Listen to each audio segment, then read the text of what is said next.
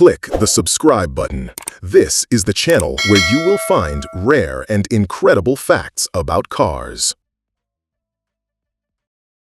The Volkswagen Type 2 single cab was limited in America by clear, measurable facts. Its air-cooled flat-4 engine produced only about 40 to 50 horsepower in the early 1960s, and even later versions remained underpowered compared to American pickups regularly exceeding 150 horsepower. Its payload capacity of roughly 1,500 pounds was useful but not exceptional, and its top speed of around 65 to 70 miles per hour made highway driving slow and sometimes unsafe by U.S. standards. However, the truck had real strengths. Its rear engine design improved traction when loaded, and its compact 172-inch length made it far easier to maneuver and park than full-size American trucks. Fuel economy was significantly better, often reaching 20 to 25 mpg, when most American pickups struggled to achieve 12 to 15 mpg. Features like fold-down cargo bed sides and simple mechanical components made it practical, easy to repair, and inexpensive to operate. Ultimately, the Type 2 single cab was not a failure of engineering, but a mismatch of purpose. It was designed for dense European cities, short distances, and efficiency, not American highways, heavy towing, or long-distance hauling. In the right environment, it was highly effective. In America, it remained a niche tool, respected for its ingenuity, but limited by expectations it was never meant to meet.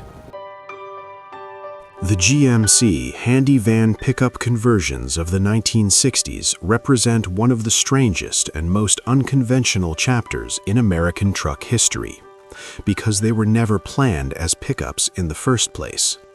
They began life as compact forward control vans built by GMC, designed for cargo delivery and urban utility. Their flat noses, cab-over driving position, and boxy bodies were created to maximize space, not to create a new kind of truck. And yet, through a mix of experimentation and necessity, some of these vans were cut open and reborn as pickups, vehicles that technically existed but were never supposed to. These conversions were usually performed not by the factory, but by aftermarket coach builders, specialty companies, and sometimes even local dealers. They removed the rear roof section, reinforced the frame, and created an open cargo bed behind the front seats. The result was something visually confusing: a pickup with the proportions of a van and the driving position of a cab-over truck. It looked improvised because, in many ways, it was. But the design offered real advantages. The forward control layout improved visibility, and the compact length made it maneuverable in tight urban environments where full-size pickups struggled. Underneath, however, the limitations remained. Most handyvan USAs used small inline-six engines producing modest horsepower, often under 130 horsepower. Payload capacity was adequate, but not exceptional, and the unusual weight distribution could make handling unpredictable when unloaded. These were not trucks built for heavy farm work or large-scale hauling. They were niche solutions for light commercial duties, service work, and businesses that valued compact size over raw strength. In the end, the GMC handy van pickup conversions existed because someone saw potential where none was intended. They were not part of a long-term production strategy, and they never became mainstream. But they proved something important. The line between van and truck was not as fixed as people assumed. They remain rare today, not because they failed, but because they were improvisations, machines created in the space between official design and practical need. They weren't supposed to exist, and that's exactly why they're remembered.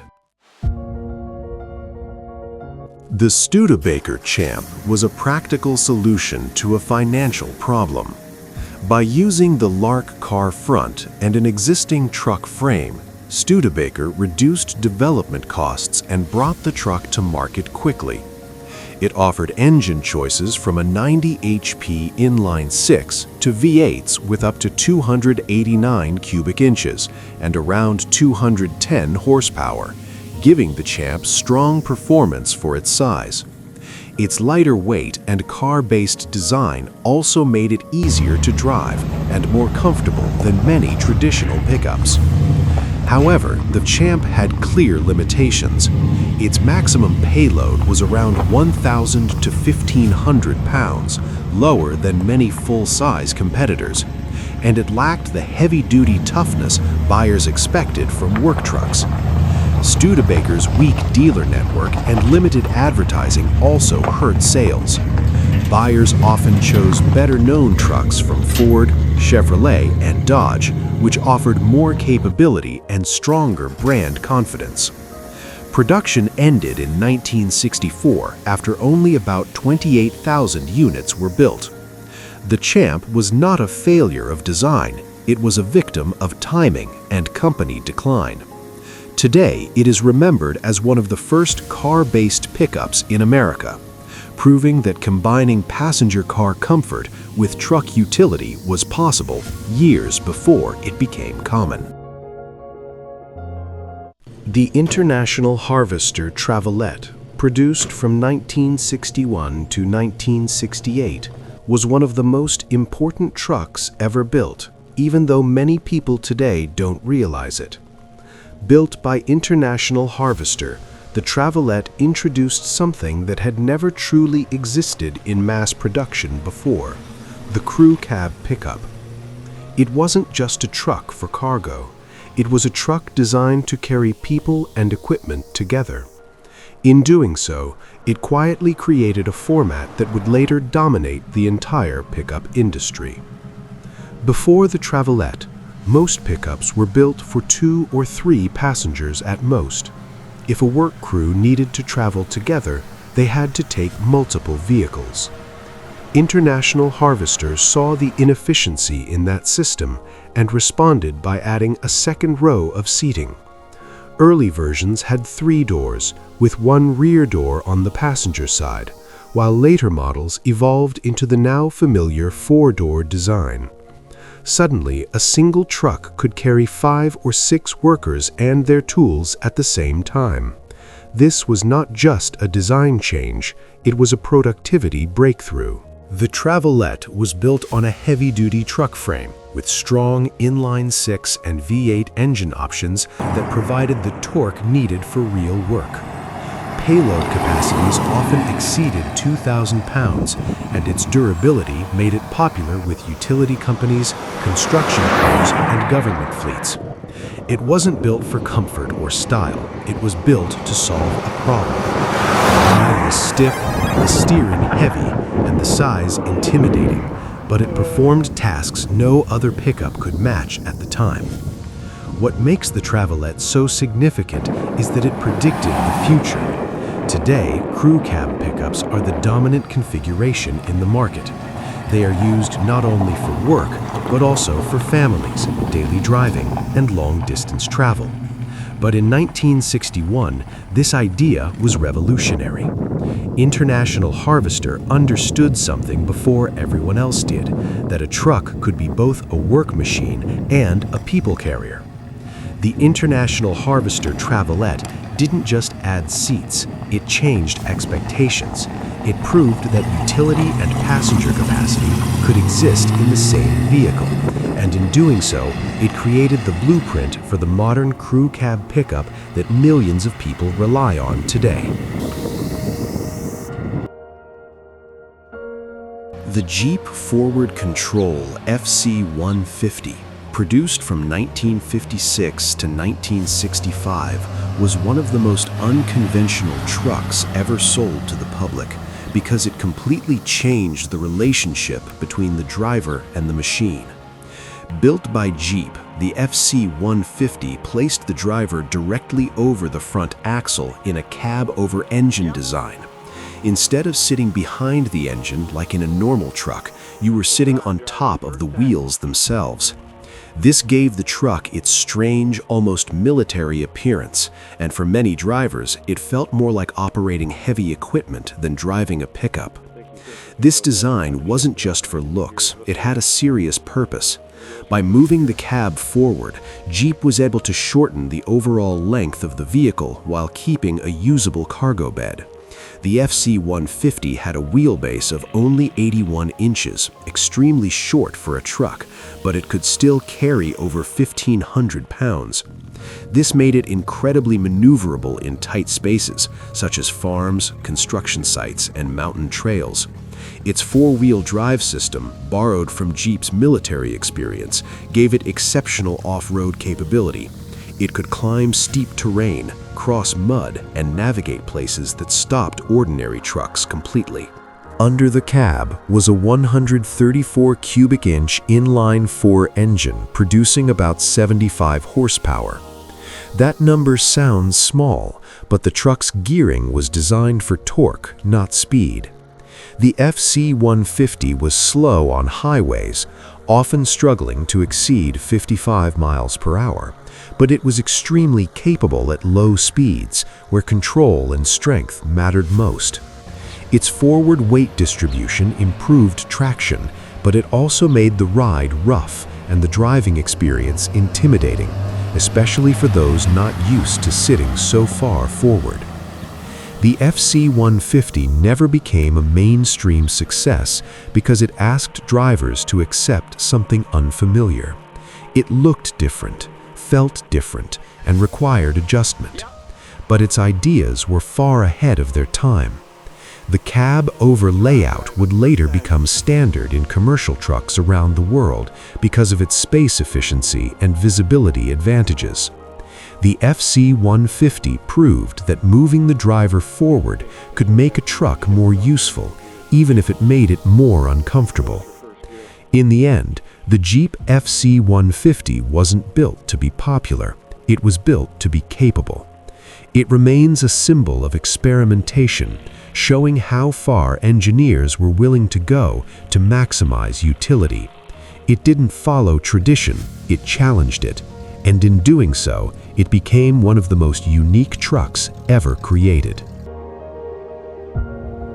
The Chevrolet Corvair ramside was unlike any other pickup of its time because of its rear engine design and side ramp system. It used an air-cooled flat-six engine mounted in the back, producing between 80 and 110 horsepower. This layout allowed for a completely flat, low cargo floor, and the side ramp could be folded down to load motorcycles, equipment, or heavy cargo easily, something no traditional pickup could do in the early 1960s. However, the design also created limitations. The rear engine weight balance affected handling, especially when the truck was empty, and its total payload capacity was around 1,500 pounds, less than many full-size competitors. Some buyers were also unfamiliar with air-cooled engines, which required different maintenance.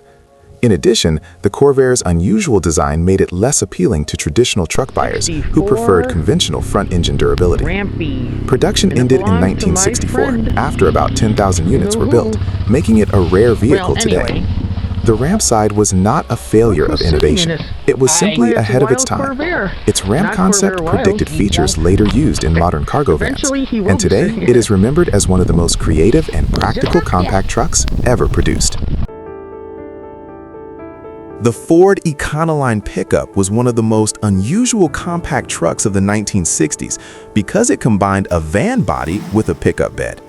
It used a forward control design, placing the driver above and slightly ahead of the front axle, with the engine mounted between the front seats.